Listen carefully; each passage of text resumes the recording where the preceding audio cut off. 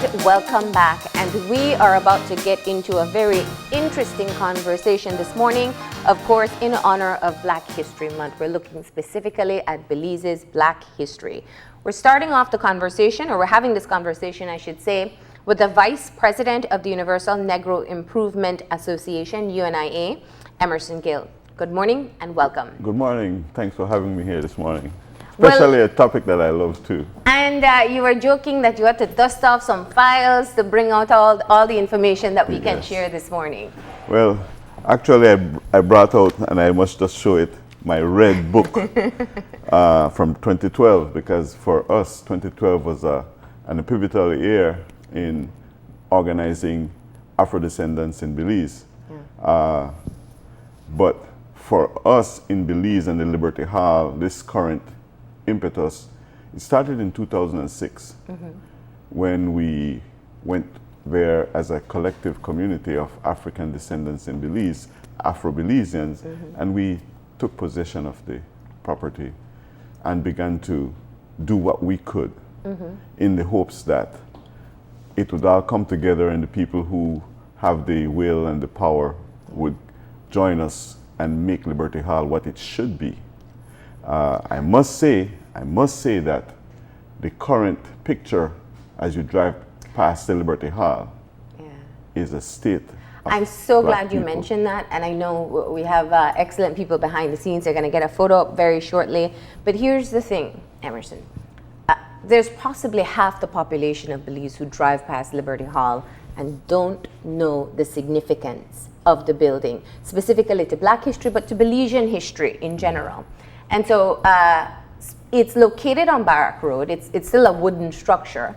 And I think it is definitely for people who know what the building is. We look at it wasting away and we say, you know, when are we going to do something about it?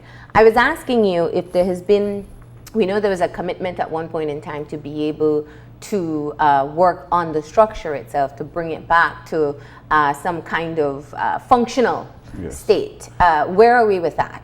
Well, to tell you the truth, I've been involved in so many meetings for the revitalization of that building over the last so many years, and it's amazing that none of it has come to pass so far. So we have actually, in our own plans for this year, developed a fundraising effort to rebuild the Liberty Hall. If not rebuild it, just repair it enough that we can make it live again, where people and the services of people is being addressed inside. Liberty Hall was acquired by Isaiah Morter in the early 1900s for the effort of African redemption.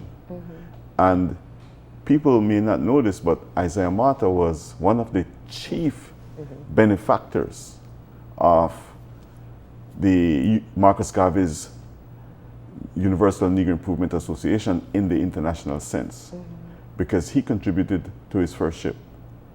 He did not only contribute, but he once traveled to speak to Marcus Garvey, inviting him to look to the land in Belize that he had left for African redemption. And this is just before Isaiah Morter died, by the way. It never happened. Marcus never came back to Belize to look to that land. So we now have that responsibility to take that effort and bring it to fruit. We have the photo of Liberty Hall now, and I think it is worthwhile to look at what it was back in its glory days and what it represented for those who worked within the movement. It was a meeting place, a meeting hall. Definitely. Let's talk about what it was like back in its heydays when it was the base for the movement. Well, even before Isaiah Morter got this building, in documents that I have read, I saw that a Queen of England actually danced on the floor of the Liberty Hall. Yes. And when we talk about the political movement now of the people of Belize, and we look at the public meeting, where was the public meetings held? Inside of the Liberty Hall. So, in a sense, Liberty Hall is the government building that has never been given its governance space, because Liberty Hall had a conversation and buzzed and bubbled with all kinds of activity. You had the Well Baby Contest, you had the Black Nurse, the Black Cross nurses operating out of there. And so you see many different personalities being highlighted in the tapestry of this story. Vivian C., Cleopatra White, Samuel Alfred Haynes, Adalbert Tucker, David Obi, our current president. And I must tell Belize, when we started in 2006, he said to me, he said, "Emerson, I've done my share. You guys do this now." And I said to him, "Where are you going to go?" A descendant or a disciple of Marcus Garvey don't retire. He just continues, because struggle and our self-reliance and our liberation goes together. Yeah. Struggle never stops. Yeah. Now, in looking at the movement of UNIA, I think it's interesting to have this conversation in today's context. When we look at what's happening within the city to our young Black men, I think we have never taken the time to discuss what is necessary in order to be able to build the pride that should exist in Afro-descendants here in the country, and recognize that there is a severe issue taking place within one specific group. Now, we look at it with gang lenses, looking at that as perhaps the reasons or the culprit behind it. But when you see this situation, how does it affect you and those who still work in this movement? To tell you the truth, it fuels my heart, and it gives me a special feeling that I have responsibilities yet untouched. And I remember in 2010 having an incident in my life that created a space for me to learn again, something new. And what was that space? The space was somebody that worked for me stole some of my property from my house, but not only from my house, but inside of my master bedroom. My retirement watch had a value of $6,000, $7,000 US dollars. And he tried to pawn it and couldn't pawn it because he did not know the value, and so the person told him to go and get some identification and come back. Well, subsequently, I am the one that went and arrested this guy. But before I had arrested him, I had a physical altercation where we had a fight, me and him. And he had gone to the hospital and reported that I had harmed him. So the police was looking for me for harm, not knowing that he had robbed me. Anyway, I got the watch back. But that story brought me to do a program at the Colby prison called Straight Talk on Prison. And I was able to do an experiment for a year where we found out, in fact, that given the opportunity, our young first-time offenders would do something different. We have not afforded them that opportunity as yet, and I'm still looking forward to working with people who are seriously interested in doing it. And I am interested more because I am now the Secretary for Education and Research for the Central American Black Organization. And some of the things that I did in the prison experiment is being experimented with in 2 or 3 other countries right now, with good support from the governments in those particular countries. We need to address our young people in a more particular way. Yeah. And I think an identity and a cultural shock, and the fact that they in fact have a contribution to make that they don't know of yet, would definitely begin to stem that tide. Yeah. Now, Emerson, let's talk, what is the strength of the Black organizations in Belize at this time? You spoke about the national organization and Central America. What areas are organizations located? How many people are actively involved at this point in time? In Belize, we used to have 5 Black organizations represented in Kabul actively. At the moment, we have only two, the Emergent Core and the NGC. And we are definitely pushing to get our counterparts reactivated because Cabo is an important machine for our region. And in fact, the Cabo countries have now created or are part of a consortium that is responsible for education, agriculture for food security, community-based tourism as an active part of our improvement for economic benefits, technology, information, and communication as a business for young people. And I have to say, we have seen some developments in that area. Even in Belize, we have young people who are actively engaged on all levels. We have an association of 50 farmers that are about to embark on some very interesting agricultural experiment supported by Alabama University, UWI out of Jamaica, Medgaber's University out of New York. And in fact, we're excited because we're hoping to see these people within the next 3 months visiting Belize and to help us to galvanize the idea of self-sufficiency and food security, and in fact that we are better than what we think we are. Yeah. Now, in this time when there is a lot of focus in US media right now on looking at Black heroes that have contributed to their society, it's a great opportunity for us to look at African descendants that have contributed to our own history. Yes. And while I know that many people are acquainted with Marcus Garvey and garveyism, we don't always recognize the ties to Belize and also those persons who carried on the message beyond his life, beyond his lifetime. So let's talk about that. Well, we have some very interesting people in the name of Cleopatra White, Vivian C., Samuel Alfred Haynes, Mr. Metzkin, the Macmillan brothers, the family Henneken, or excuse me, what's the name? From off Barrack Road, what's their name? The company that? Menzies? Menzies, Carleats, Menzies. You're talking, these people were Garveyites.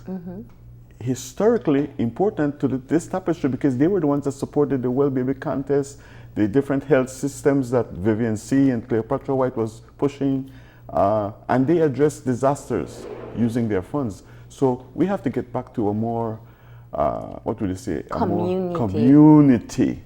Yeah.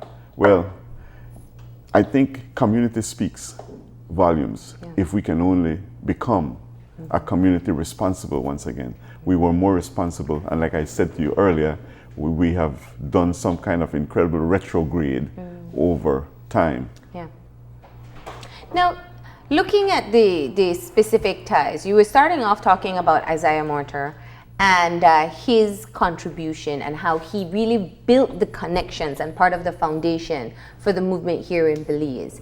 And in fact, you mentioned right up until right before he died.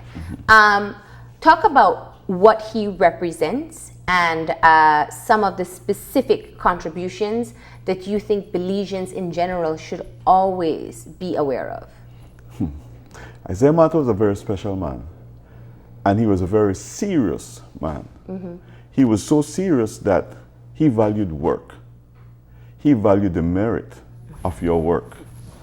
And his family did not think kindly to him in the end because when he passed, he had bequeathed his real estate to African Redemption, which also has not been realized by the parent body of the Universal Negro Improvement Association and African Communities League. It is still pending.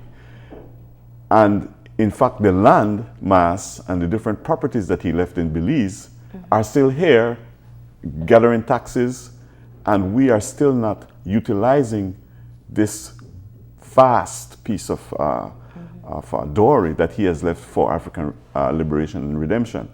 Now, Isaiah Morter was visited by Marcus Garvey, and I am told, but I have no proof, that the picture where you see Marcus Garvey looking over his shoulder to the right is a picture taken in the Liberty Hall in Belize in a particular room that is still there. I am also aware that Isaiah Morter traveled to New York to speak to Marcus just before he died, to let him know that his redemption was in fact in the lands that he had left for the purpose in Belize. Well, at this very moment, the UNIA MIA of Belize, which is our collective of UNIA members and other community groups, we are advancing to do some coconut and some other stuff in his honor. And we're starting in this year. Matter of fact, yesterday we were looking at bulldozers and different things and how we're going to approach the work. We were meeting with our farmers last night. So we are very excited because there are some things that are happening. And it's happening without money, it's happening with the will of the people, so that makes it even sweeter. Yeah, and knowing that that was his wish in terms of leaving the assets behind. Yes. Now let's talk about Adalbert Tucker. A Marcus Garvey disciple, I will call him. And I will say that he was one of the energies that, along with David Obey and others, who pushed and developed the Isaiah Morter Harambee at a particular time, which was the representative of the UNIA ACL in Belize at that particular time. He did more than just UNIA work. He was an ambassador for Belize around the world.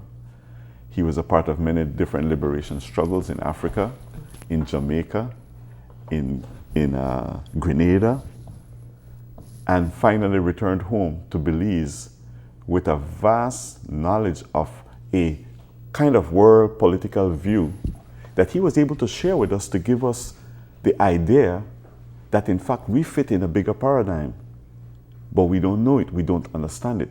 So he brought an understanding to us that gave me, and I'm sure others, many others in Belize, some particular insights on how to go forward. So I thank Adalbert Tucker, and I thank his mom for bringing him into life. And of course, I think a lot of people are acquainted with these names, Samuel Haynes and Cleopatra White. Two giants. When you think about Vivian C., you will remember the epidemic in our history. You will remember that she created a political party with somebody else called the National Party. So she's a trailblazer for Belize. And then you talk about Nurse White. Nurse White created the first village council. Yes. And then continued. Yes. There she go. Big credit to her. I'm humbled by these people. I think that's why I became a Garveyite. I think that is what makes me a disciple of this movement. And I think I'm going to take it to my grave. Now, what would you say is the definition of a Garveyite in today's society? One who takes the course in African philosophy, the 22 lessons, and make it a part of his life. And I don't take back from that, because once you've read the course in African philosophy, 22 lessons, it's a very small read too in terms of the other books that is written about Marcus. You will never look at yourself in the same way after you've read that. We are actually continuing with that course. We started it last year, and we are in a process to complete that with 7 people. We are down to like 4 or 5 at the moment, and I'm yet to call the date for our resumption of that course at the Liberty Hall Wednesdays and Thursday nights. Now, you were telling me before we came on the show that the national body, those who are still involved, have come together and you've put together a declaration on Decade of African Descendants. Tell me where this idea came from and why now? The Durban action in 1997 in Durban, Africa, has been a platform to look at the ills that is the situation of African descendants around the world. And Belize has been in those meetings. Belize has been represented in those meetings, or in many of them, I should say. I have spoken to one particular lady that went to Durban, to the very first one. And she shared with me the information that she remembered, and then I went on and I found the actual document and I read it myself. It's a pretty hefty document, but it speaks to the violence, poverty, the environment, in both geography and in people.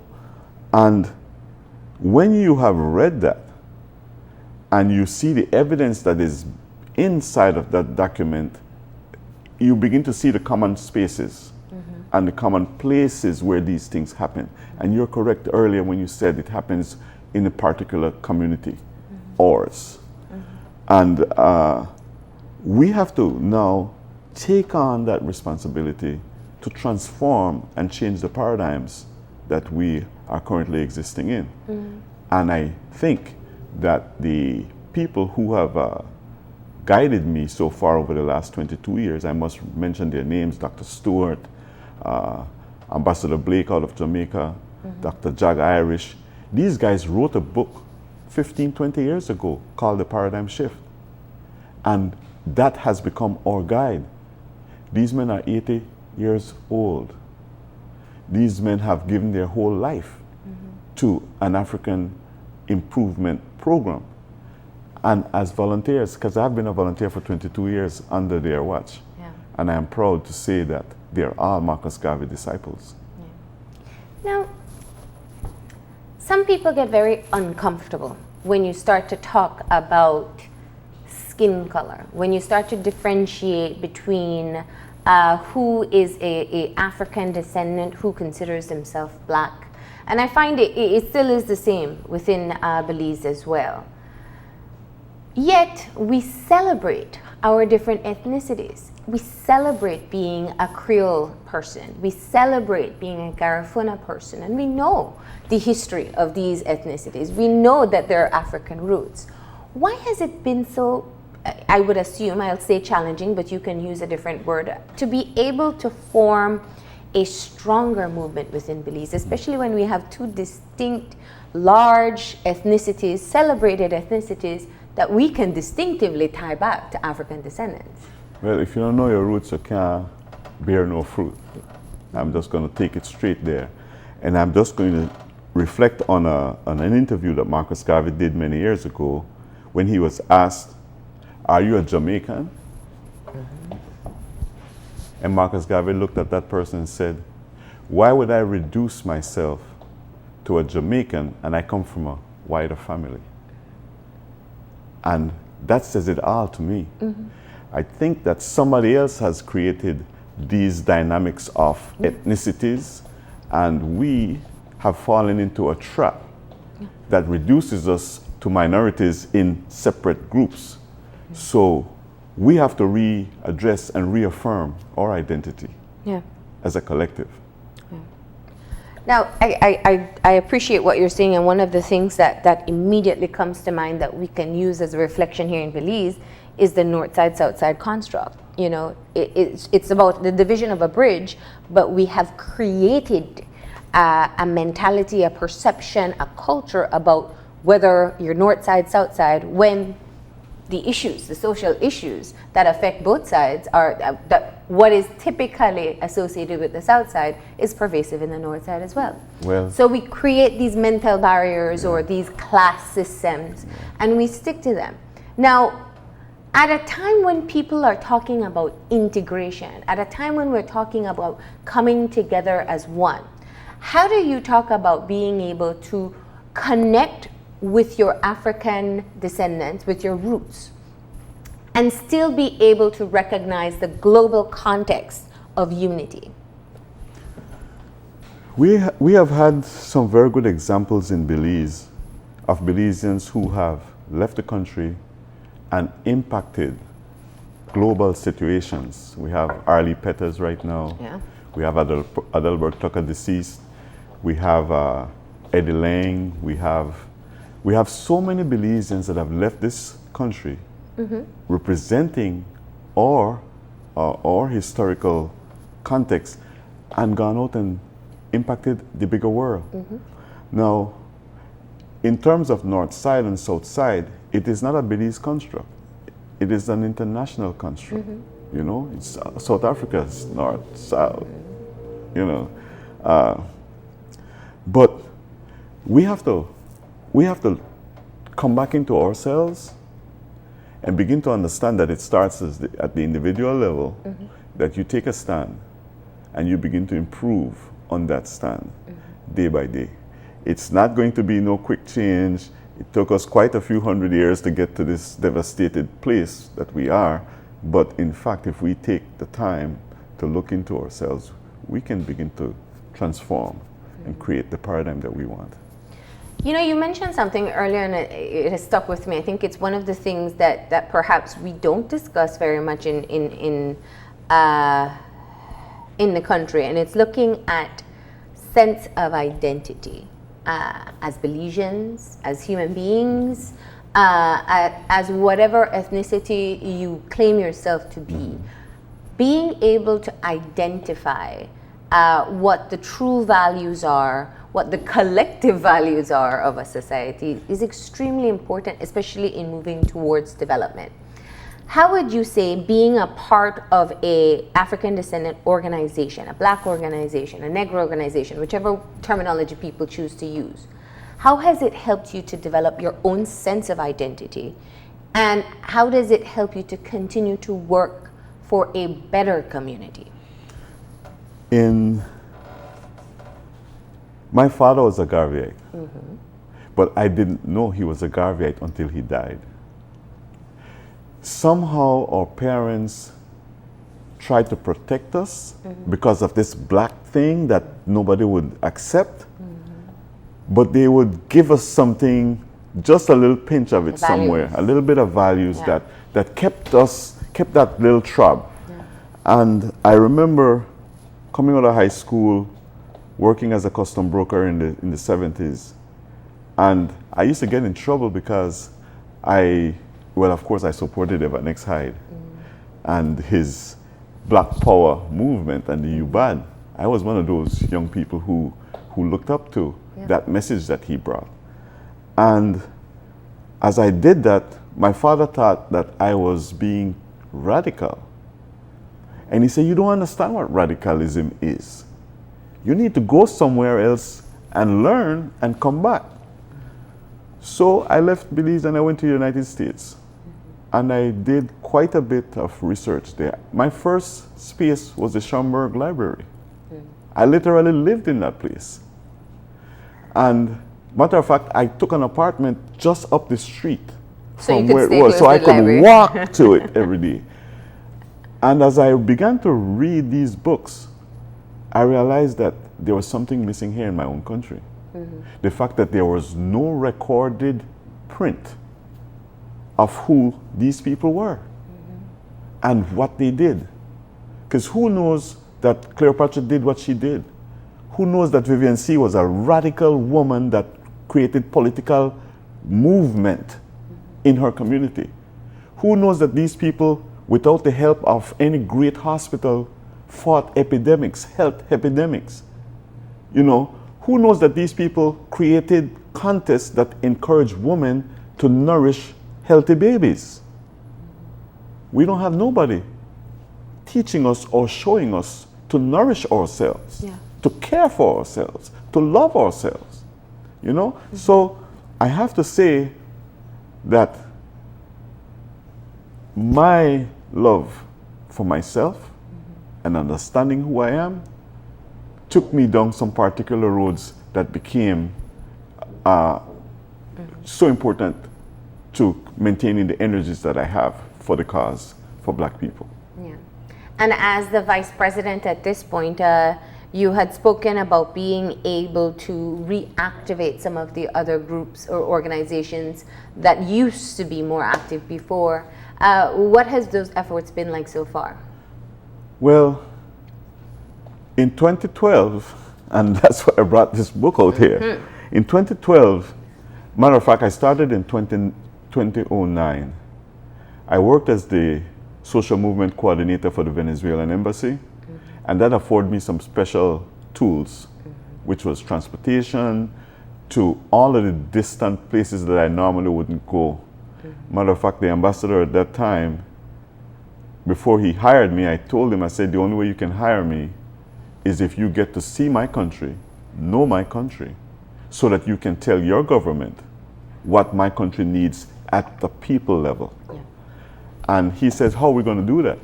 I said, I'm going to take you to every village, every school, every hospital. And then came Mission Miracle after that, when we began to fly to Venezuela with 100 plus. Surgery. Yes, for specialized care.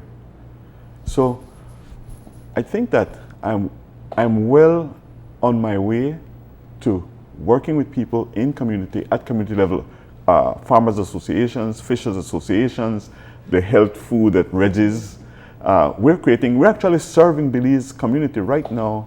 If you have cancer and you need some kind of natural help, go visit Reggie's. Where is Reggie's? Reggie's is on Central American Boulevard. He offers 3 sets of teas for particular groups of people.